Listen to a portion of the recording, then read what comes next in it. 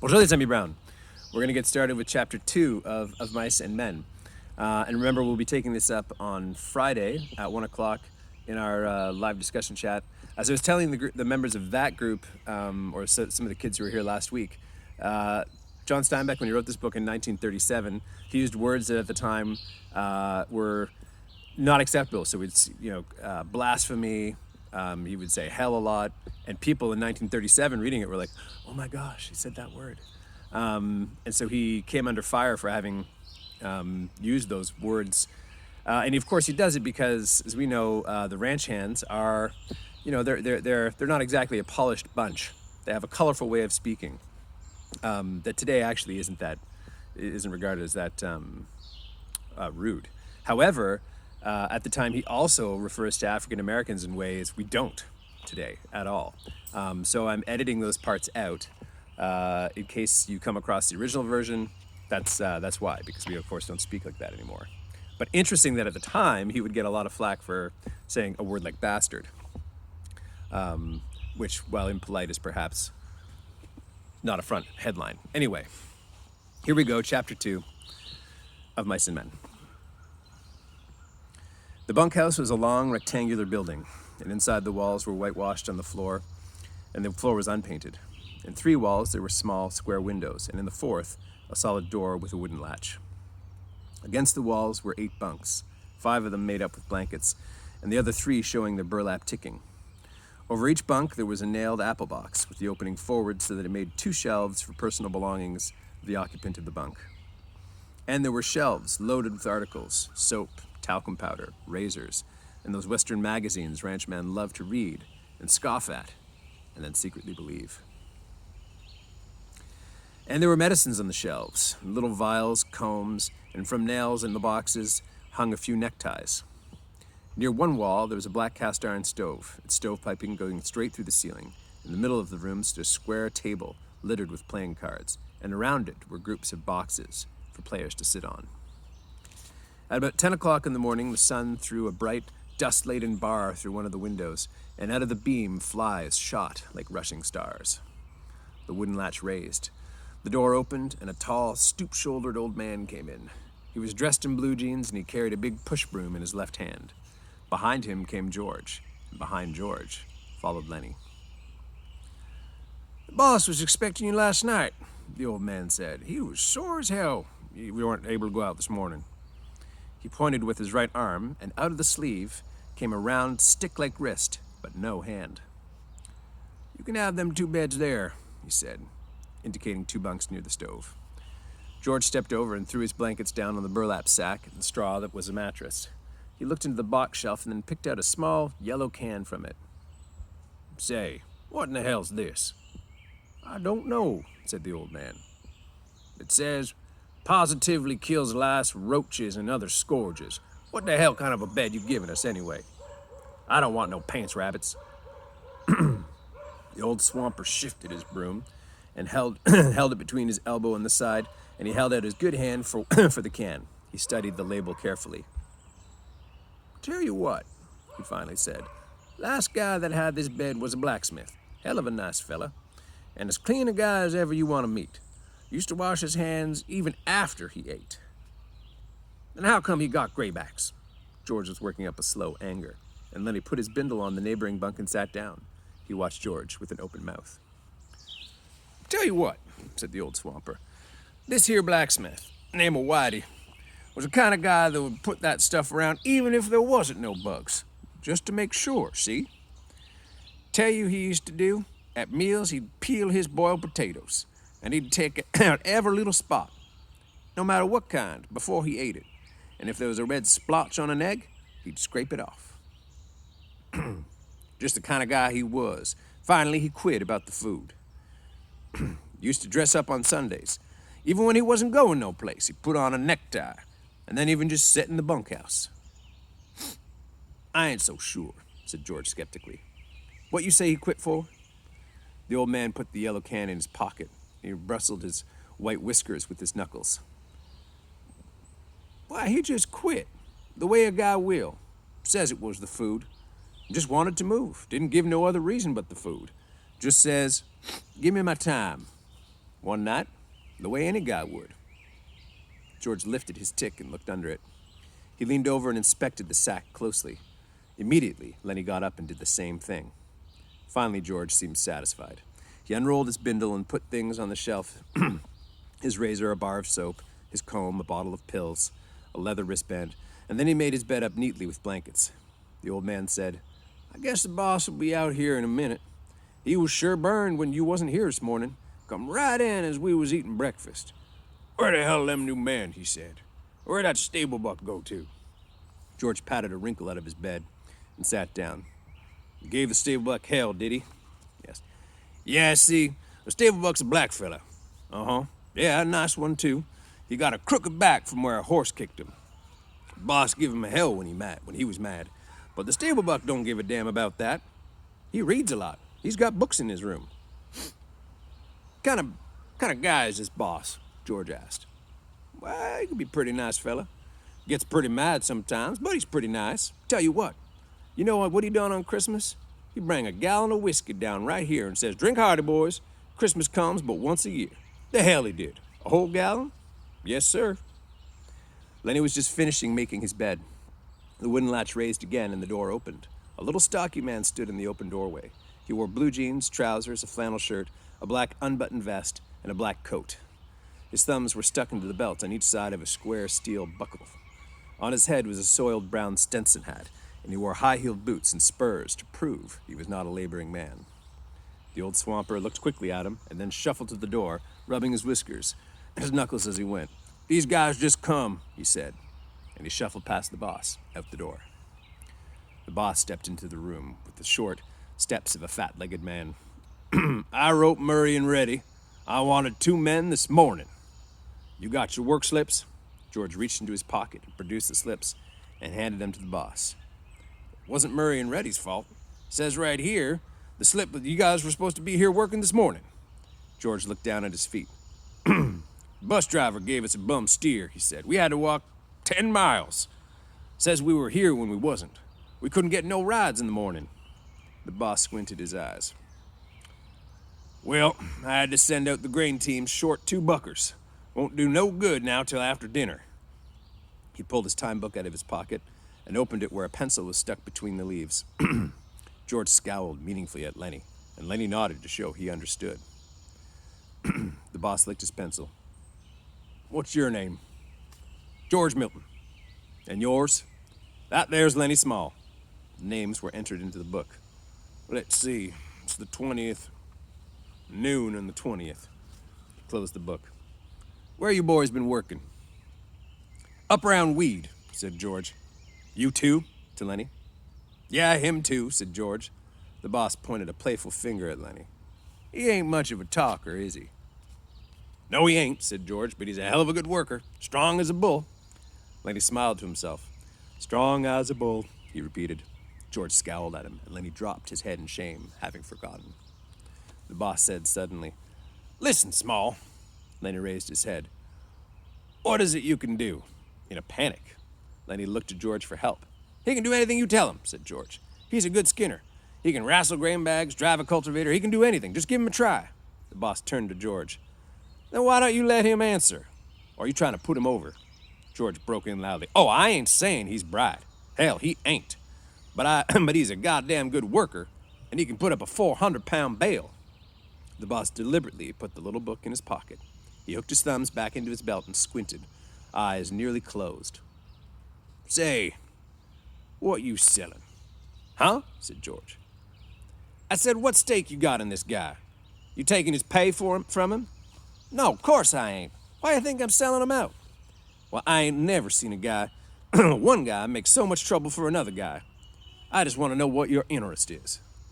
George said, "Well, he's my cousin. I told his old lady I'd take care of him. He got kicked in the head by a horse when he was a kid. He's all right. He ain't too bright. But he can do anything you tell him." The boss turned half away. "God knows, you don't need brains to load and buck barley. But don't try to put nothing over, Milton. I got my eye on you." "Say, why'd you quit up in Weed?" "The job was done," said George promptly. "What kind of job?" "We was digging a cesspool." "All right. But don't try to put nothing over me, because you can't get away with nothing. I seen wise guys before. Go on and get to the grain teams after dinner. They're picking up barley in a threshing machine. Go on out with Slim's team. Slim? Yeah, big tall Skinner. You'll see him at dinner. Skinner dinner. He turned abruptly and went to the door before he went out. He turned. Sorry, guys. He turned abruptly and went out the door, but before he went out, he turned and looked for a big long moment at the two men.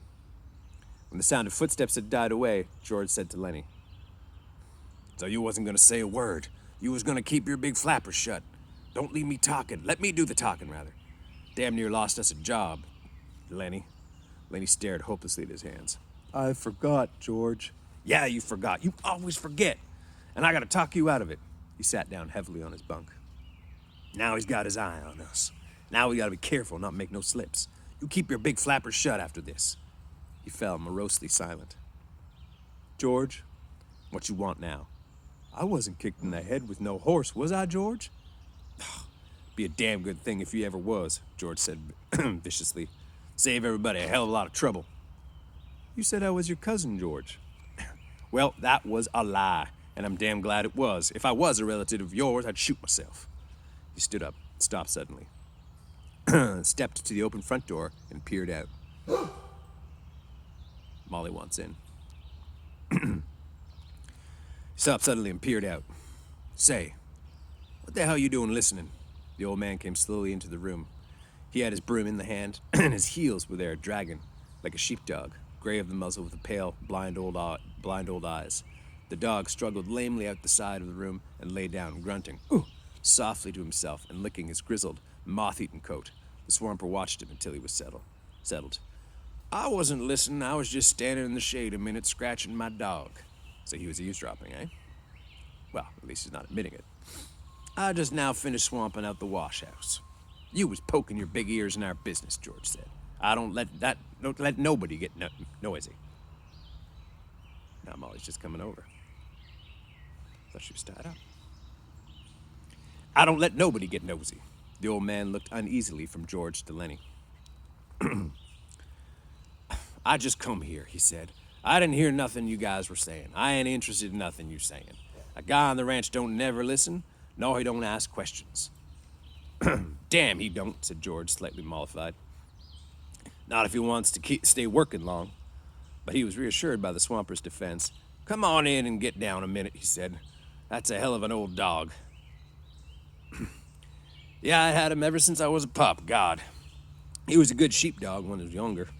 He stood his broom against the wall and he rubbed his white cheeks and bristles with his knuckles. "How'd you like the boss?" he asked. "Pretty good. Seems all right." "Yeah, he's a nice fellow," the swamper agreed. "You gotta take him right, that's all." At that moment, a young man came into the bunkhouse with a thin, brown face, brown eyes, and a head of tightly curled hair. He wore a work glove on his left hand, like the boss, and he wore high-heeled boots. "You guys see my old man?" he asked. The swamper said, "He was just here a minute ago, Curly. Went over to the cookhouse, I think." "I'll try to catch him," Curly said. His eyes passed over the new men and then stopped.